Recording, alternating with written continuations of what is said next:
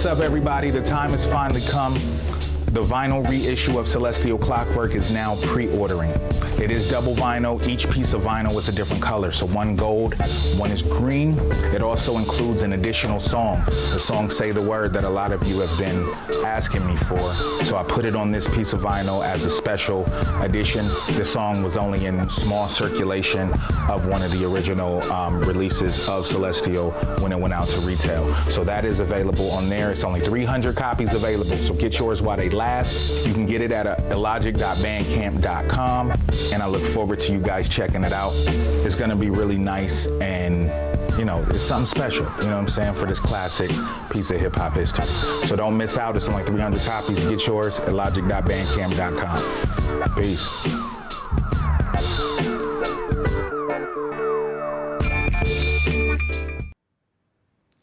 What's up, what's up, what's up, what's up, what's up, what's up? Beats and B-Sides family. We are here, and we have a special interview today on the 5 Spot. My man Jay Rawls came through to give us some jewels, and we're talking about the importance of legacy this week on the 5 Spot. As you guys can see, I am taking a small break from the Celestial Clockwork deep dives. I will be back next week with that, continuing with Hollow Shell. That'll be the next joint that we break down with Celestial Clockwork. But I wanted to, you know, just break up the monotony a little bit and, you know, bring in my man Jay Rawls' interview. And we have a really dope lineup coming up for the 5 Spot interviews. I will be doing this a little more often, breaking up the Celestial stuff with some interviews and some other just beats and B-sides shows where I may play some beats, talk about some other things.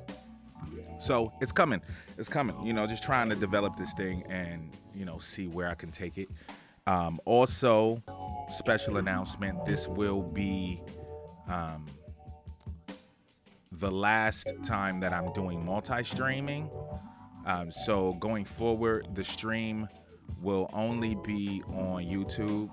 So if you enjoy watching Beats and B-Sides, then please join my YouTube page. It is Illogic614, youtube.com/Illogic614. Like and subscribe to the YouTube page so you can get all the notifications and all that. Also, I will be having a lot of YouTube only content that I have been developing. So, you know, it'll be a treat for you guys to check that out. And I do appreciate everybody that has watched the Celestial Clockwork deep dives. I do appreciate everyone who has purchased the reissue of the vinyl. We still have some left, so if you haven't got yours yet, please get yours. You know, what up, M Still? What up? And yeah, we're gonna keep it moving like that. Also, my next project, the transition, is completed, mastered, and ready to go. And we will be looking to release that in early spring next year. So be on the lookout for that. And yeah, man, it's a lot going on. It's a lot going on, you know. For all who have been concerned, I've gotten, you know, some messages and DMs and things concerning my wife's health. As many of you know, if you've been, you know, following the Beats and B-Sides movement, my wife was diagnosed with 2 types of cancer, and she's been going through chemo for the last probably 8 months or so. And we're coming to the end of that. So the chemo's almost done, and, you know, she's doing very well. And next step is, you know, some surgery to get some things removed. So, you know, keep praying for us, keep us lifted up, keep sending us positive energy, and we definitely appreciate that. So me and Jay Rawls, we go way, way, way back. You know, me and Jay Rawls have known each other probably for at least 15 years.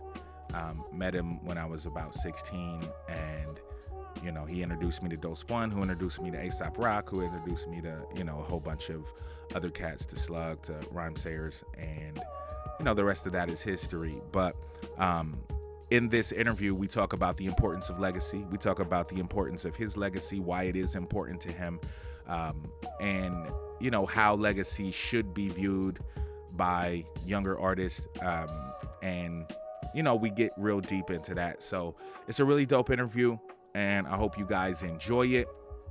And also at the end of the interview, he shares with us a new song, an unreleased song, because you know how we do on Beats and B-Sides, you know what I'm saying? Unreleased songs. Thanks, M. Still, I appreciate that, man. We go for the beats and the B-sides, you know what I'm saying? So he does share an unreleased instrumental joint with us from his upcoming album called Jazz Hop, and it's really fresh. So I hope you guys enjoy that and stick around to the end for that.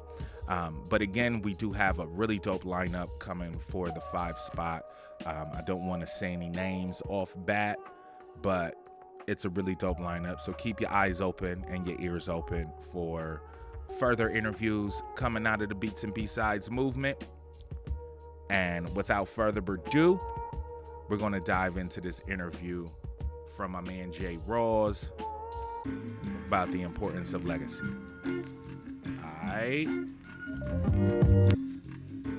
So hit your records or whatever. Nah, just kidding.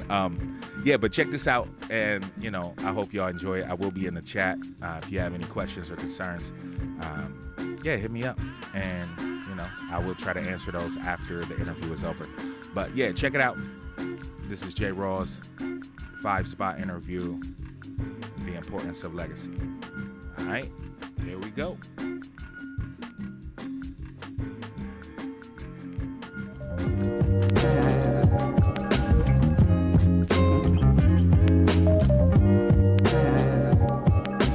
What up, everybody? Welcome to the 5 spot. I got a special guest. Special guest. My man Jay Rawls is in the house. We go way, way, way back. With a capital way. With a capital way, like capital W-A-Y. Because listen, how old were you when we met, man? You remember? Y'all had to be teenagers. I think y'all was still... I think I was probably 16, 17. That sounds about right. Yeah. 16, 17. Yeah. That's a long time, bro. Very long time. Very long time. I'm 41 now. Dad, are you? That's what's up. Still young. Still young. Yeah. Because Rashad introduced me to you, right? Definitely, man. And I met him through his cousin, Jay Sands. So y'all was a group, man. Soul Cypher. Yeah. I was listening to some Soul Cypher. Yes, I always listen to y'all still. Yeah, I throw it on every now and then because you were tonight. Gracious. Y'all got some joints, man. Let's keep it real. And the public ain't heard none of it. Nah, I played some on my live stream before. Good. Okay. And so I've let some cats out of the bag, but I don't know what's up with, we might as well just put it out. Why not? And I think Rashad would be down with it. He actually had mentioned it. He said, yeah, he told me to put it out, but I can't do that no more. Y'all would have to do it. And y'all probably should. Because, man, Jazzy Jeff said, die empty, man. Let people hear all the music, man. What's the point in holding it, Yeah, especially if it's good. It's good. Especially, and it's real good. That Soul Cypher album. Woo, woo, woo, woo. Like Martin was saying, woo, woo, woo. That album, y'all was dope then, so I know what y'all are now. Yeah, so speaking of, going back, I wanted to talk to you about legacy. For me, legacy is a huge thing as far as my music career, and as far as I know you have how many boys you got? You got three sons, yes sir. Yeah, I got 3 sons too. Yep. You know what I'm saying? So it's huge with me, you know, just as far as like what I'm leaving them, Everything. you know what I'm saying, just what I'm leaving them, and also my musical legacy. Yes. You know, and you know, I wanted to dive into that because I don't think a lot of people think about musical legacy as much as they should, you know. And so yeah, we're going to dive into that. But my first question that I ask all my guests is, explain to the people who you are, like in depth. Like, you know, they know your name is Jay Rawls, but explain to the people who you are in your words. Wow, who I am. I'm a regular guy, man. That's the first thing. I do music because I love it. Produce, DJ, engineer, record music because I love it. I'm an educator, and I'm a husband and a father. You know, quite simple. You know, those are the things that I do. But you know, I'm just the type of person, man. I'm really just a chill guy, man. I'm not really like flashy. Like this chain that I wear, like I've never worn any gold. I don't bling. This is a St. Christopher that I got from my dad when I was 8. Okay. And I'll never take it off. And I got my granddad's because all the Rawls men, we wear St. Christopher chains. And so I got my granddad's chain, his St. Christopher. And my dad is still wearing his, but that's about, you know what I'm saying? Like, that's about the extent of I'm not a flashy dude, man, but I enjoy life, man, music and helping others and trying to reach back. I think that's probably one of the best things for me. Like, you know, like you said, I met you when you were 16 and we tried to do what we could for you guys, and you guys just came out there and did y'all's thing. I mean, you've toured all over. You know, you got to live some of those. That's what I want to do. Like, as many people, I mean, Nova, P Black, everybody that I've worked with, that's what it's all been about. Yeah, because that's one thing that I've always admired about you is that, you know, you are Jay Rawls. You are the guy who, you know, produced Brown Skin Lady. You are, you know what I'm saying? Like you're Jay Rawls, you know what I'm saying? And the fact that you've pretty much worked with every Columbus artist that I know, known or unknown, you know what I'm saying? And I mean, even Ohio artists in general. And I think that that's commendable, you know, for a cat to really reach back and, you know, that's very purposeful. Yeah. And be able to, you know, impart what you know and, you know, help people along the way.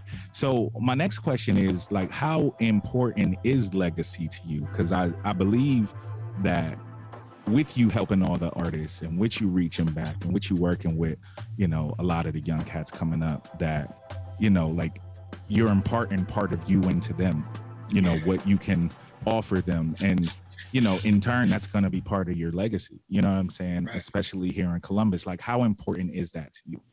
I think it's the most important thing. It is the thing. I have an album called The Legacy. And that's, you know, that's the point of that album. That album, all the songs on it they all talk about a point in my life or something that's important.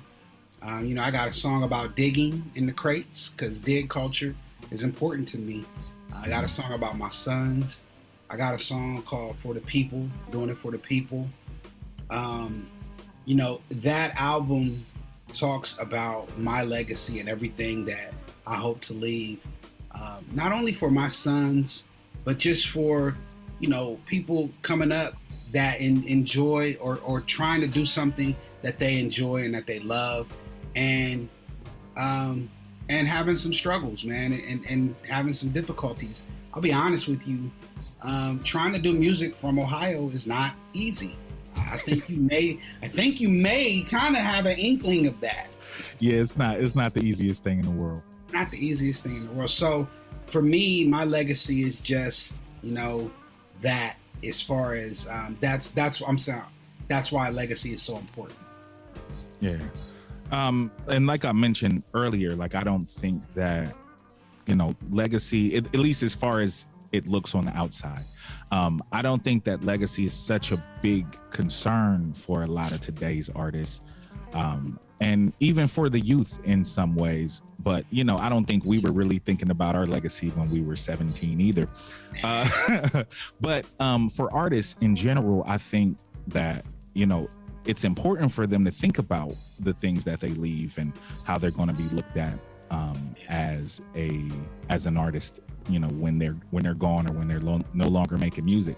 Like, what do you think that the new generation, like, do you think they think about legacy at all? Or, are they just out here just trying to get it how they live? I think that, but that's any young person, man. Here's the thing, man.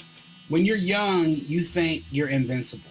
Think back, man. 16, 17, 18, 19, 20. You're like, yo, nothing can touch me. I hear young people all the time, I ain't worried about COVID, this and that. I can't get sick. I'm this, I'm that. And I'm just looking at them like, yeah, that's that 19-year-old way of thinking. Right. You haven't been through anything, man. And I think all of that comes with age. I think for me, it really hit late 30s, early 40s. When I turned 40, it was like, yo, this is real, because I ain't trying to be funny, man, but just being real. And you're 40. We at the halfway point, my man. Oh, yeah, yeah. You know what I'm saying? Like, you got to really sit back and be like, hold up. When you're 19, 20, you're like, oh, I got my whole life. I got this. You hit 40. You think you got time. Yeah, you hit 40, you realize you may have time and you may not. Right. And I think that's really what kind of hit me and was like, yo. So I don't think young people think of that, and I don't necessarily know if they should. It doesn't. I think it's something that comes with maturity. I think it's something that comes with wisdom, with going through some stuff. Life is the best teacher, bro. You go through some stuff and then you understand a lot. I learned about relationships. I learned about how life works, everything, man. You and I have both been in groups, groups that we aren't in anymore. Right. Things like that teaches you stuff. That it humbles you. It helps you sit back and say, you know what? Let me do this a little differently. And I think as you get older, that's what starts to happen. Rather than 19, 18, whatever, like I said, you feel invincible. So no, I don't think they're thinking about legacy. Yeah, I don't either, and I don't think I really was either when I was that age, like I said. And I think that, especially for our young Black artists, and young Black men and women, unfortunately, we stupid when we're young. You know what I'm saying? We don't know nothing. We ain't been through nothing, so we think we can just do what we want, say what we want. And fortunately for us, the internet didn't exist when we was young. Oh my goodness. So yeah, some of our mistakes didn't get videotaped. Like young people nowadays, you can mess up and be messed up for a long time. Yeah, a lot of our stuff, like only, a handful of people know about some of the stuff that, you know what I'm saying, that we got caught up in, and I think that unfortunately, because of that, this is why I try to talk to my kids about it now, is because unfortunately, because the internet is forever, it's important for them to start thinking about it. You know what I'm saying? Even though it's, it makes sense that you're young and you think you got your whole life ahead of you, but the mistakes that you make now, you're immortalizing them on the internet. You know what I'm saying? You're putting videos out there, you putting this out there, pictures, this and that. And, is that something that you're going to want your kids to be able to look up when you're 40? You know what I'm saying? And I don't think anybody really thinks about that part of it. Like, we didn't have to, because, we just have memories at this point. Yeah. They're going to have video. Like, that's a completely different thing. They are. It's a completely different thing. So I think it's something that's important for cats to try to think about, at least. Yeah. You know what I'm saying? Agreed, brother. Yeah, definitely. All right. So, what do your kids think about your career?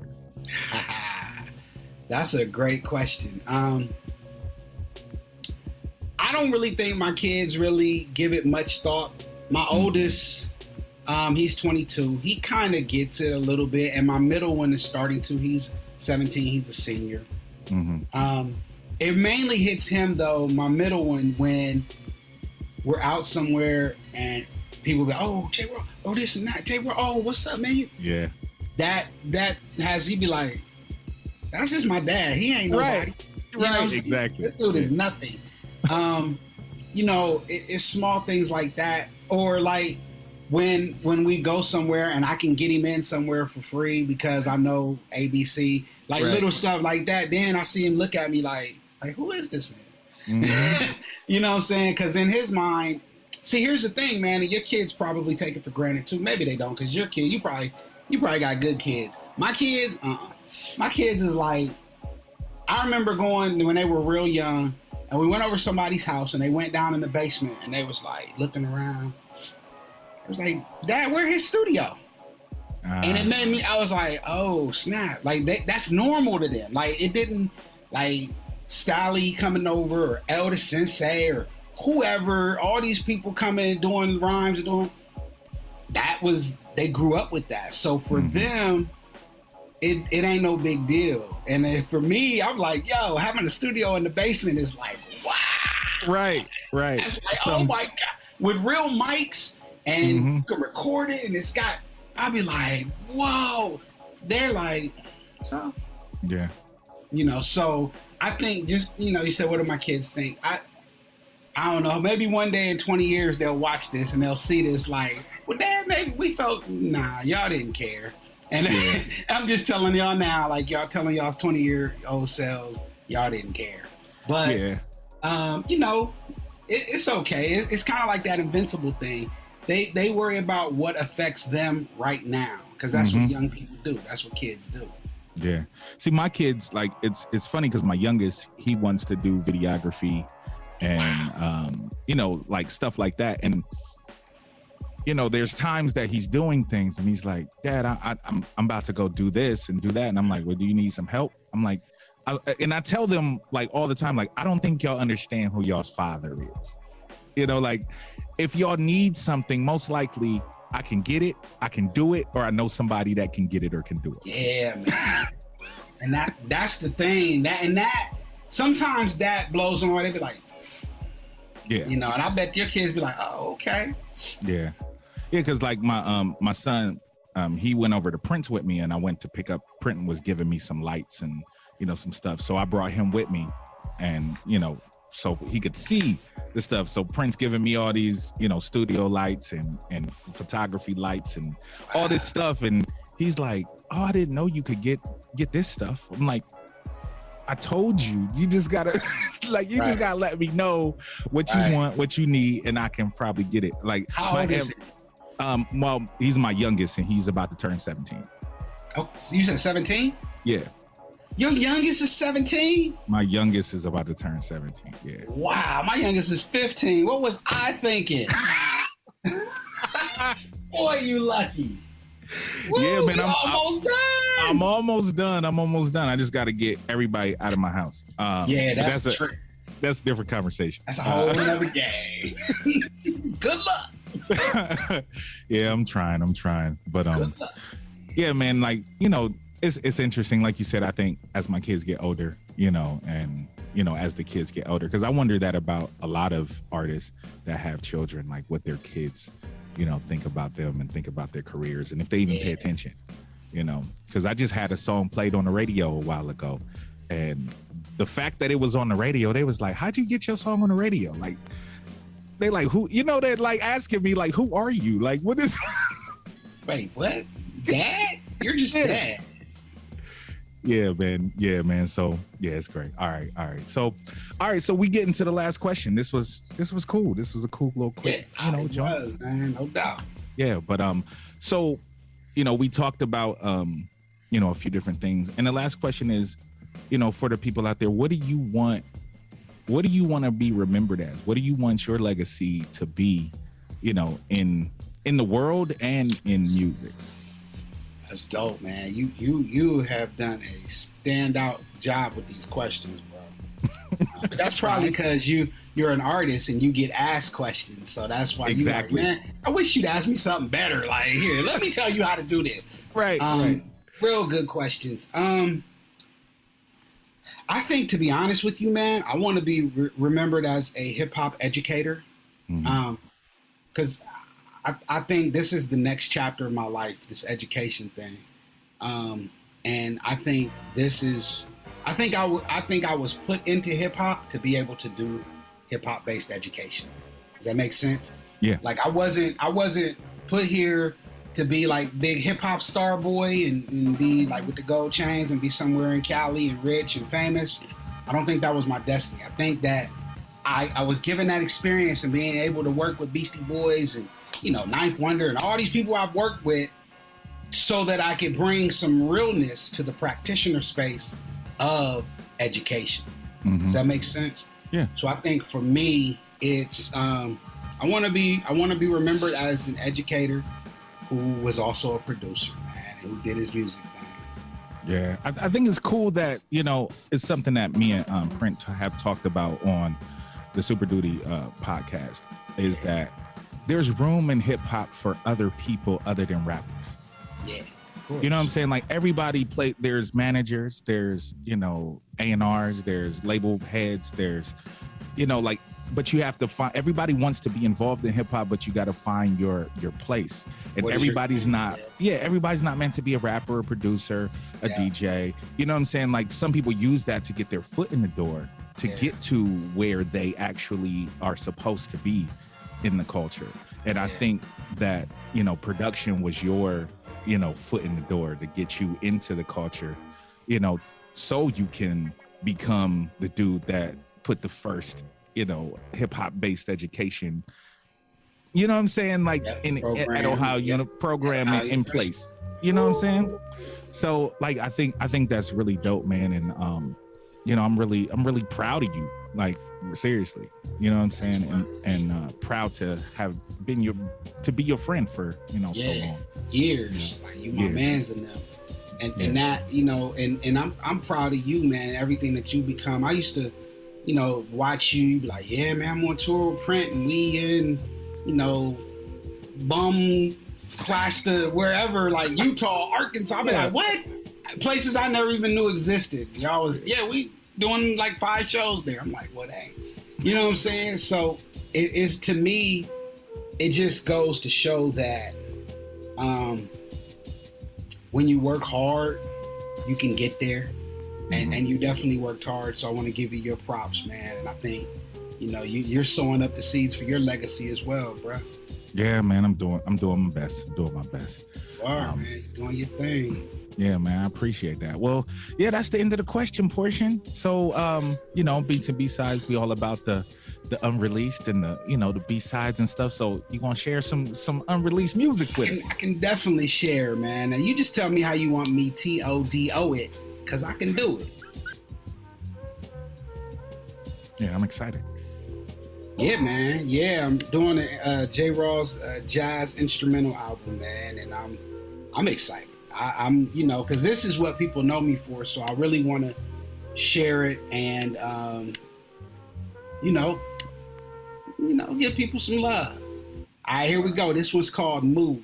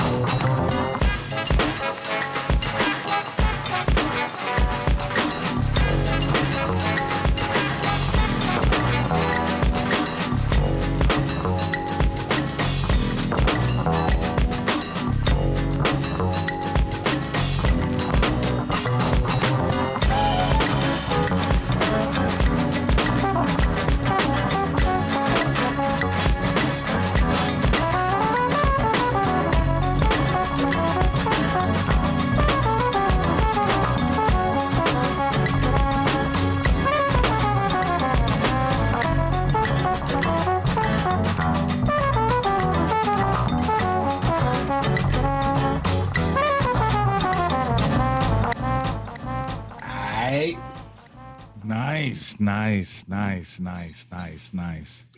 Yeah, I'm excited about that. Is that's all samples or? Yeah, it's chops. Yep. Chops.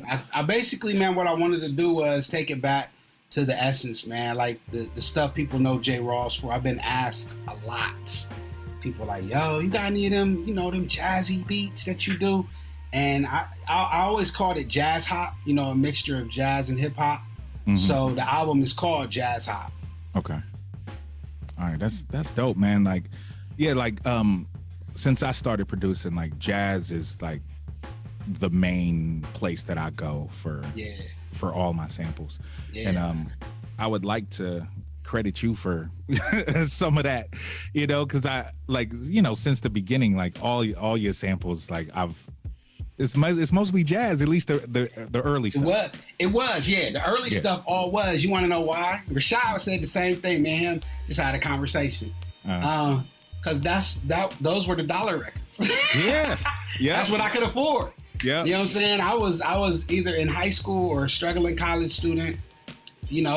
That's, I might have $5 to go get some records. Mm-hmm. And there used to be a place in Cincinnati called Mole's Records. You probably remember it. Yeah. Used to go up to Mole's and they would have 50-cent records. So I could come out with, a nice little amount of records for $5. Yeah. So then go to Domino's and get a quick $5 pizza so I could eat. Right. And I only got like $10 for gas. So, hey, that's it. I ain't going nowhere for the weekend. So I'm about to sit there and that's how it happened, man. And that's where a lot of that came from. That's dope. Well, man, I greatly appreciate you joining me here on the 5 Spot, man. And, we looking forward to that Jazz Hop record. And, yeah, man. So, yeah, thank you again. You know what I'm saying? And, yeah, appreciate this. Hey, thank you, man. I appreciate you. Everybody out there, go check out my man Illogic's catalog because it's real healthy. You know what I'm saying? And, hey, I appreciate you, bro. All right, man. Appreciate it. All right, y'all. Peace. What up? What y'all think of the interview? I thought it was pretty dope. I thought that talking about legacy, especially with someone like J. Rawls, who has kind of put his imprint on the game, especially here in Columbus, where we're from. He's touched everybody, he's touched everybody in the hip hop game. He's worked with all of us. He's Ohio to the core, and I greatly appreciate him for that. And I greatly appreciate him sitting down with me, to discuss the importance of legacy. You know what I'm saying? So, yeah, that was the interview, man. That's Beats and B-Sides for this week. Also, I want to let y'all know that next week we will be continuing the deep dive in the Celestial Clockwork series. The next song that I will be going into is Hollow Shell. Also, if you haven't picked up the double vinyl for Celestial Clockwork, it is available, limited quantities. I think we down to like maybe 50 or 60 of them. So link is in the description of the video if you want to get that. Yeah, man. Also, I got beats for sale. Also, I have, I'm doing features now. So if you want a feature from your boy or you want a beat from your boy, hit me up and we can make that happen. Other than that, man, I appreciate y'all joining me. Shout out to my sidechain gang in the building, RTO and Tech. I appreciate y'all joining us and everybody else that has checked this out. Thank you all so much. Thank you all for all the support. Definitely appreciate you. And until next week, peace.